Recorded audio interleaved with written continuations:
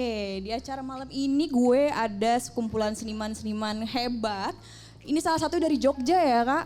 Oke Mbak. Oke, gue boleh kenalan dulu kali ya dari yang sebelah sana dulu nih, dari yang paling ujung. Perkenalkan nama gue Aris. Gue seorang musik director, musik produser dan DJ profesional. Oke, thank you. Dengan yang ini? Malam semuanya, aku Obi, aka Psikofokes, seorang visual artis dari Yogyakarta. Boleh kasih tepuk tangannya dulu untuk teman-teman semua di sini. Oke. Nah, untuk Kak Aris nih. Kak Aris ini adalah seorang DJ, musik produser. Dia juga sempat ngeband ya Kak ya. Mendalami ini udah berapa tahun itu Kak? Actually untuk di dunia musisi atau musician itu almost 20 years. 20 years, oke.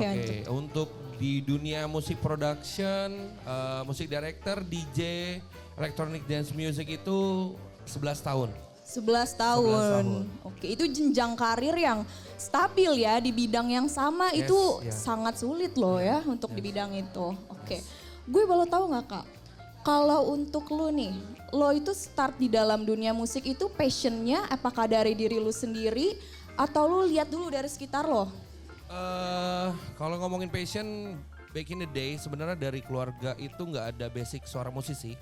Itu memang timbul dari diri sendiri karena dulu tuh zaman dulu tuh ngeband itu tuh sesuatu hal yang keren banget. Akhirnya bikin band, akhirnya nge-gigs, manggung-manggung, festival. Terus in the end ketemu era-era musik elektronik dan ngerasa wah kayak keren nih kalau gue masuk elektronik gitu sih. Kurang lebihnya kayak gitu. Oke, berarti lu di sini semua serba otodidak ya. Yes, betul. Cuman yang gue problemnya itu adalah DJ reguler dengan DJ di clubhouse besar itu kan alatnya berbeda.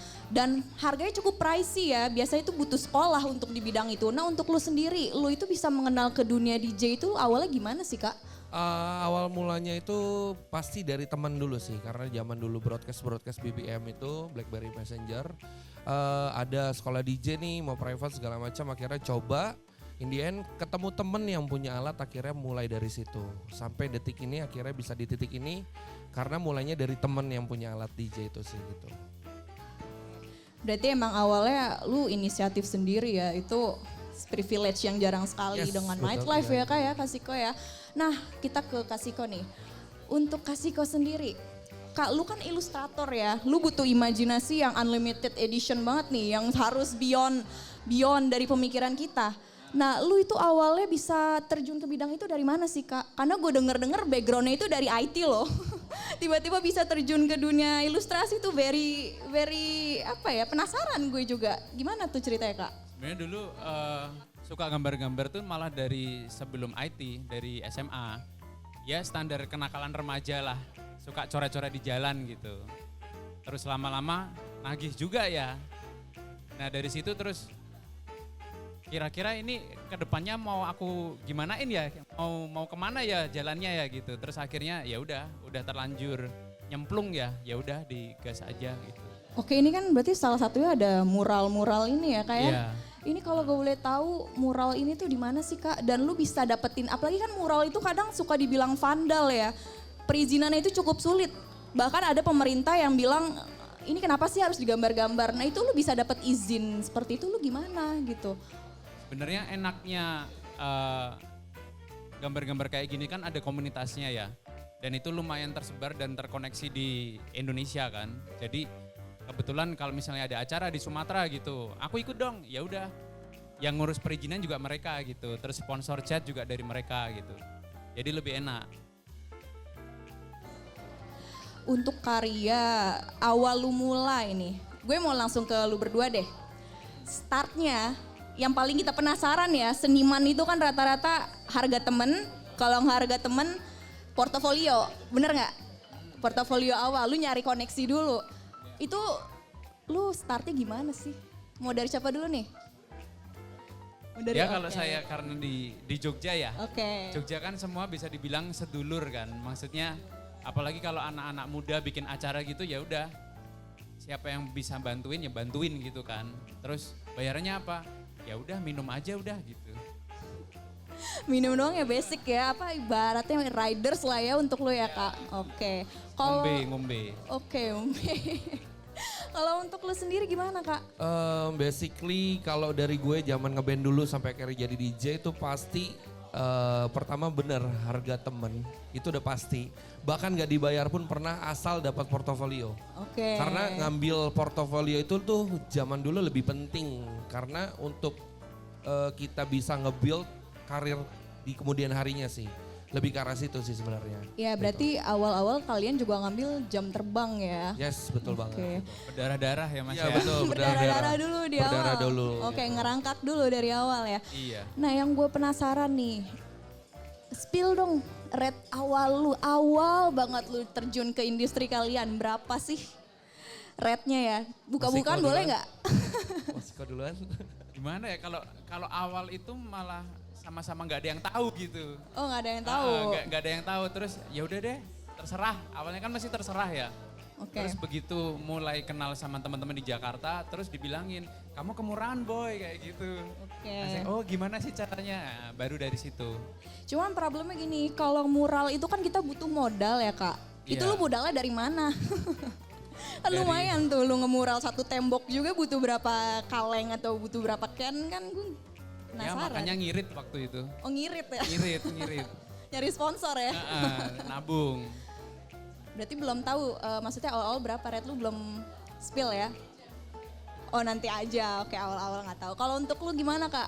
Kalau dari gue sih, ya tadi gue bilang pernah nggak dibayar pun pernah. Zaman dulu kan belum transfer ya mas ya. Belum ada. transfer. Jadi Belum ada ya. kris juga. Iya, Belum ada belum ada kris. kris juga. Jadi di saat kita buka amplop, oh ya udah, memang segini gitu. Oh ya udah. Birunya Segitu cuma ya. 2. 100.000 pernah, 75.000 pernah, bahkan gak dibayar pun pernah gitu. Pernah ya, Iya oke gitu. pahit-pahitnya waktu Iya, awal ya. Kalian berdua nih udah mendalami kan udah sangat lama. Dunia seni itu waktunya tidak terhingga, pekerjaannya juga tentatif. Ketika ada ide lu kerja, kalau nggak ada ide art block lu nggak tahu harus ngapain, bener nggak? Yes, betul. Bener kan? Gue mau tanya nih, ini agak personal ya kan? Kalian udah ada keluarga atau belum? Udah married atau belum? Kebetulan aku udah ada. Kebetulan juga udah ada. Nah, kalian udah married nih. Pembagian waktu kalian gimana? Apalagi nih, Karis kan dunianya nightlife ya, DJ, alkohol, terutama ketemu dengan wine dan lain-lainnya. Itu kakak gimana tuh? Yang jelas untuk pembagian waktunya saat ini masih bisa terbagi, walaupun tidur porsinya berkurang. Oke, tidur Gitu. porsi berkurang. Yang jelas weekend pasti udah waktu family time sih. Oke. Kalau untuk kakak? Kebetulan aku ada istri, terus istri saya orang Inggris, orang London. Wow. Jadi nah ini saya belajar mengenal tentang budaya wine itu ketika Natalan di sana gitu. Ketika Natalan di sana, Malah oke. di sana gitu. Boleh dong kak, sip nih. Aku pouring, boleh spill apa gimana rasanya ya? Aku coba. Mau yang mana? Mau yang mana? Ini kita ada dari Sandman. Kakak mau yang mana? Mau yang madu, raspberry? Raspberry, oke.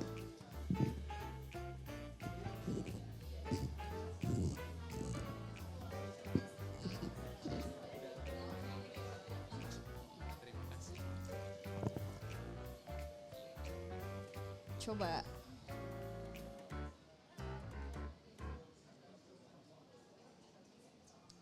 Gimana? Aftertaste-nya sih. Aftertaste-nya Iya. manis ya. Iya. Chill buat untuk nge-art juga oke ya. Nggak Itu yang pemantiknya kan pemantiknya sebenarnya. ya dari Iya. situ.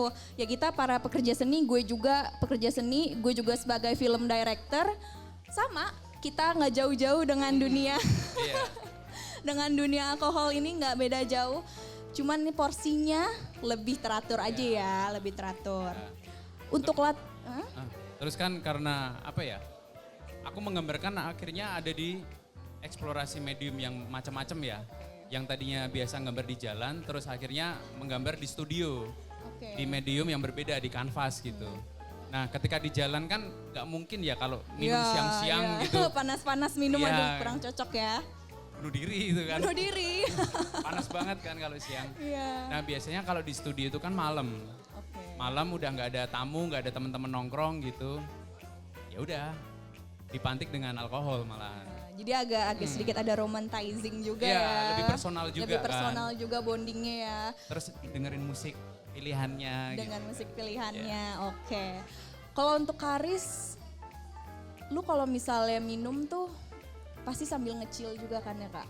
Yes, kadang kalau misalkan chill itu cari inspirasi sebenarnya kan kadang kalau start mau bikin musik pasti itu harus ada pematiknya benar seperti Mas Iko bilang. Jadi kadang di studio gue tuh juga memang suka stok beberapa spirit, beberapa wine yang akhirnya itu untuk jadi triggernya bisa berinspirasi sih sebenarnya. Start dari dengar musik-musik yang lagi umum sekarang akhirnya terbentuk inspirasi kayak wah kayaknya gue bisa bikin kayak gini tapi mungkin versinya seperti ini atau mungkin gue bisa bikin nih yang lebih bagus dari ini kayak gitu sih lebih ke arah situ.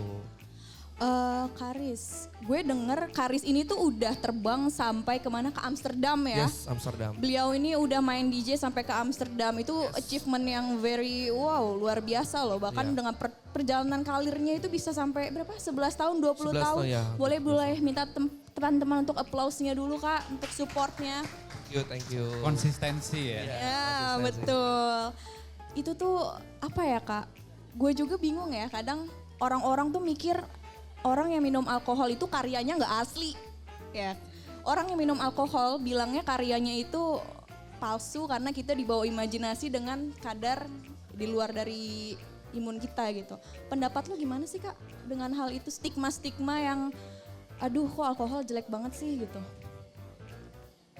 Mungkin karena nggak tahu kenapa tapi yang saya geluti kan lingkungannya memang orang-orangnya yang suka minum gitu kan ya. Terus ya kenapa itu dijadikan masalah ketika itu malah jadi peluang gitu. Karena kan memang secara lingkungan suka pada nongkrong kan. Nongkrong ngobrol ngalur ngidul gitu kan. Biasanya kalau ada minuman malah jadi ide gitu. Terus karena nongkrong idenya malah jadi hybrid.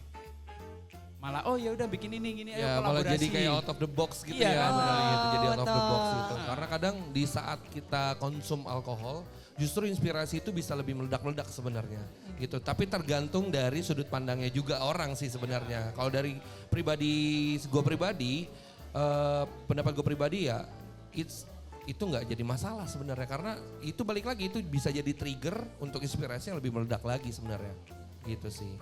Berarti di sini teman-teman juga setuju ya kalau alkohol itu nggak selama stigmanya itu negatif gitu. Apalagi yang kalian lihat di depan sini kakak-kakak skena ini tuh aduh dandanannya udah mencarang-mencereng gitu. Kalau jalan-jalan di daerah GBK Gunawarman udah mau kemana ini pasti pada gitu kan. Nah, makanya jarang loh ada orang-orang yang berani mengeluarkan jati diri mereka dan bisa speak up seperti ini tuh jarang banget gitu.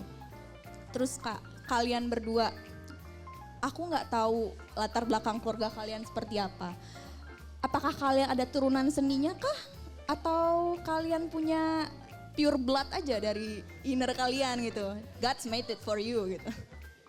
Sebenarnya kalau dari background keluarga besar nggak ada yang jadi seniman sih. Cuman karena alkohol sudah mengalir di dalam darah saya ya. Enggak sih sebenarnya karena lingkungan ya. Karena lingkungan terus ternyata bapak saya lumayan nyetir, pengen saya jadi ini insinyur.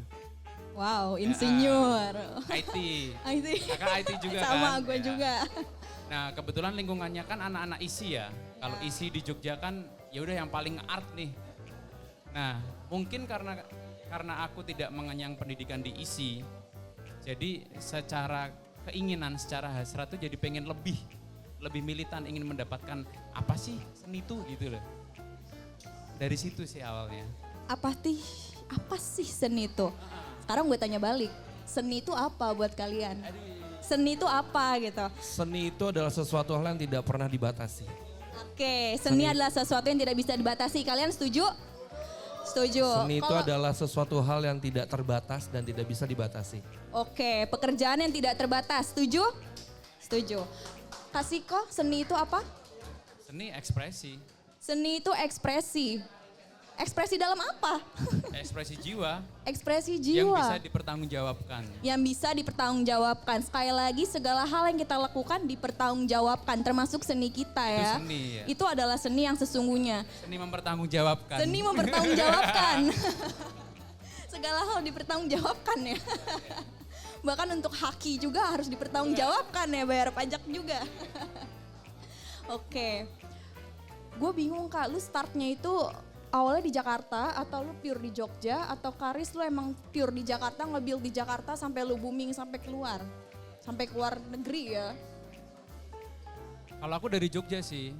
Dari Jogja terus awal-awal ke Jakarta tuh kayaknya tahun 2007, 2008 di mana gerbong kereta api yang isinya banyak ayam gitu. Orang-orang pada tidur di dalam gitu, di Zaman bawah dulu gitu. ya. Zaman dulu kan kayak gitu ya. Zaman dulu belum ada Terus prosedur. begitu nyampe Jakarta, kenapa banyak jambret gitu kan. Lumayan mengintimidasi Jakarta zaman dulu. Zaman dulu ya. Jambret-jambret itu juga belum tentu pakai alkohol udah bersifatnya negatif itu. ya kan. Jadi orang yang pakai alkohol juga nggak bisa dibilang stigmanya jelek. Sebenarnya kan kembali ke mindset kan Kak. Mindset. Ya, Betul. terus akhirnya, nah itu tadi kenal sama teman-teman industri dan komunitas di Jakarta baru dari mulai. Jogja sering ke Jakarta. Oke, berarti lu untuk channeling tetap ya semua di Jakarta ya. Tetap Jakarta adalah metropolitan. Ibu kota. Ibu kota aja udah pindah ke IKN. Oh iya. Buat saya tetap ibu kota sih. Ibu kota tetap ya pusat peradaban. Iya. Yang ngasih duit soalnya. Yang ngasih duit, betul. Yang ngasih duit kayak kita Yang ngasih sekarang duit. ya. Oke, kalau untuk Karis gimana Kak? Start karir memang udah lahir dan besar di Jakarta. Start Oke. karir di Jakarta. Bisa ke Amsterdam itu karena kebetulan aku tergabung dalam satu manajemen Splendid Asia yang base-nya memang itu dari Amsterdam. In the end akhirnya kita berkesempatan hadir ke Amsterdam di Amsterdam Dance Event tahunan yang setiap tahun itu di bulan Oktober, hampir 1 minggu berturut-turut dan semua musisi, semua pelaku kesenian ada di sana, dari film director, dari film scoring, dari DJ, musician, Wow. semua ngumpul di sana. Gitu. Berarti lu bisa dibilang kayak perwakilan dari Indonesia ya. Ya, Salah satu dari bisa- Asia yes, juga ya, bahkan ya. ya, Wow, gitu. keren banget narasumber gue hari ini. Gue Ya, kicut kurang lebih langsung. kayak gitu. Billy lo nge-invite gue kayak salah dah. Oke Kak, gue pengen tahu nih. Kalian tadi gue denger cerita dari Karis ya, Karis dulu. Lu bilang lu udah punya anak nih, ya kan? Kira-kira DJ itu kan mostly nightlife, apalagi dari klub ya kan? Lu bakal izinin gak sih anak lu untuk terjun ke sana? Secara DJ live-nya it's okay, it's fine. Musisinya it's fine, but nightlife-nya let me think first. Let me think Kurangin first. mungkin, Mas, ya. Dikurangin Oke. lebih ke arah situ sih. Oke. Untuk kakak, Gaspol semuanya ya. gaspol semua. Gaspol semuanya. Gaspol semua. Kebetulan istri sama keluarga memang ya mungkin culture-nya ya, orang sana kan suka minum kan. Terus apapun sekecil apapun itu ada selebrasinya gitu. Oke. Dan bagaimana cara menselebrasi dengan ini minum. Dengan minum, Ah, ah. oke dengan minum. Selebrasi dengan minum. Terus gue pengen tanya, lu berdua ini kan sudah mengklaim kalian sendiri sebagai DJ, produser musik, lu sebagai ilustrator ataupun artis ya, seorang artis. Seniman lah ya. Bagaimana lu bisa mengklaim hal itu kalau lo itu seorang DJ, lo itu seorang seniman? Lu bisa menganggap hal itu ada di diri lu tuh dari mana? Karena sekarang gue bisa bilang kalau misalnya lu ngegambar, gue bisa bilang dia jadi pelukis atau artis gak? Bisa? Atau gimana? Sepertinya itu tergantung pada konsistensi. Iya. Karena kan kadang apa yang kita cintai itu pada awalnya tidak membawa keberuntungan kan, tidak membawa rezeki kan. Betul. Nah, sejauh mana kita mau berjuang buat itu? Oke. Itu sih. Kalau misalnya kita udah komit gitu, ya udah legit. Legit, oke legit ya. Karis lo gimana Kak? Kalau dari gue sih selama lu masih mau berkarya dan lu masih punya niat, you still a musician. Dan tapi satu pesan, jangan pernah lu udah buat capek-capek, lu udah buat buang-buang waktu, lu kurang tidur, kreatif lu dipaksa, tapi lu nggak tunjukin ke orang. Minimal dari circle terdekat, ini lo karya gua, oh ini lo musik gua, gitu loh. In the end pasti akan ada milestone tertentu setiap orang ya. Jadi jangan pernah berhenti bermimpi, karena mimpi itu gratis, so pilih yang paling mahal. Oke, mimpi itu gratis, it's true. Mimpi gratis, tinggal gimana kita realisasikan ya, realisasikan. Itu yang cukup sulit. Jadi selama lu masih bisa berkarya, berkarya aja terus gitu loh. Berkarya Iya. terus ya, dan konsisten yang paling Betul, utama adalah konsistensi. konsisten. Apapun yang Konsistensi. terjadi lo harus jalanin hal itu gitu ya. Oke, untuk struggle yang lo alamin, terutama Karis ya. Nih Karis nih cukup sulit karena stigmanya kan bisa dibilang jelek nih nightlife DJ. Dunia malam Pasti ya. dunia malam loh. Orang pasti ngiranya udah macem-macem. Yes, itu cukup Apalagi lu berat tatoan, ya. apalagi lu tatoan nih. Butuh berapa tahun ya, mungkin almost 5 years from my mama gitu, from my mother, kayak kamu ngapain sih kayak gitu bla bla bla bla. Akhirnya aku ngurubah stigma itu dari hal yang paling kecil dulu, benar gak Mas? Dari orang terdekat dulu. Dari mamaku tuh sampai akhirnya yang awalnya ngapain sih kamu kayak gitu, kamu DJ, kamu nanti inilah, kamu itulah. No, akhirnya aku tunjukin pelan-pelan, Mbak, Mah, sebenarnya seperti ini loh, sebenarnya seperti Indian. Akhirnya sekarang tuh every mama telepon kayak malam ini main di mana gitu, malam ini So sweet ya, dari yang awalnya khawatir. lagi bikin musik apa. Akhirnya gitu. suportif kan. Iya, Suportif. akhirnya suportif gitu. Jadi memang butuh waktu sih. Gitu. Semua butuh waktu. Untuk Kak Siko? Dulu sebenarnya nggak disupport sih aku sih. Waduh. Impiannya jadi insinyur, tiba-tiba jadi pelukis mural agak jauh. Akhirnya luluh juga. Akhirnya luluh. Ya. Gimana caranya lu bisa luluhin? Itu tadi sih konsistensi. Jadi awalnya itu karena aku kalau sehabis menggambar di jalan gitu kan otomatis ada sisa-sisa cat ya yang nempel ya. Kadang di baju, kadang di motor gitu. Terus kadang kalau aku bertamu ke rumah keluarga gitu. Terus misalnya mau beli makan nih, pinjam motor dong. Enggak, ntar motor papa kena cat. Sampai keluar stigma gitu ya. Sampai semelekat itu Sampai gitu. semelekat itu. Kalau stigma menggambar di jalan adalah kotor gitu. Oke. Harus berani kotor ya, apapun yang terjadi udah Iya. resiko gitu. Terus akhirnya dari kotor itu ternyata ada commission, ada akhirnya membawa pundi-pundi rupiah gitu. Pundi-pundi rupiah. Pundi-pundi cuan ya, Pundi-pundi cuan. Dan akhirnya saya mencuri hati mereka adalah dengan cara ya udah kalau ada rezeki beliin apa gitu, bawain makan Yes, atau ya, sama ngajak. sih, kurang lebih sama Iya ya, kan? sama seperti itu. Iya caranya mungkin Karena mirip kayak ya. salah satu proof bahwa ini tuh nggak seperti yang kalian pikirkan loh. Ini ada hasilnya gitu. Yes, Iya. betul gitu. Itu aja kalian tuh laki-laki loh ya. Laki-laki tuh kan Tidak bercerita. tidak bercerita. Ah, Laki-laki iya. tidak Tidak bercerita. bercerita. Mereka itu kalau makan aja bilang ada stigma kasihan. Laki-laki makan aja kasihan. Makanya kasihan. Kasihan mukanya, ngelihat mereka aja kasihan. Ternyata di balik kasihannya ada hal yang tidak terduga ya. Mereka membuild pundi-pundi dengan underground, diam-diam tiba-tiba booming. Pundi-pundi Kalian cuan. udah cek IG-nya belum? Boleh tahu nggak IG-nya apa? IG kalian apa? Itu karyanya ada di situ semua loh guys, IG-nya. Nanti boleh setelah ini bisa stalking IG mereka. Aku udah ngeliat tuh luar biasa, keren-keren karya muralnya. Terus untuk DJ-nya sayang sekali tadi padahal pengen kita play di sini ya Kak ya. Cuman karena takut ada copyright, jadi kita nggak bisa setel di sini. Oke.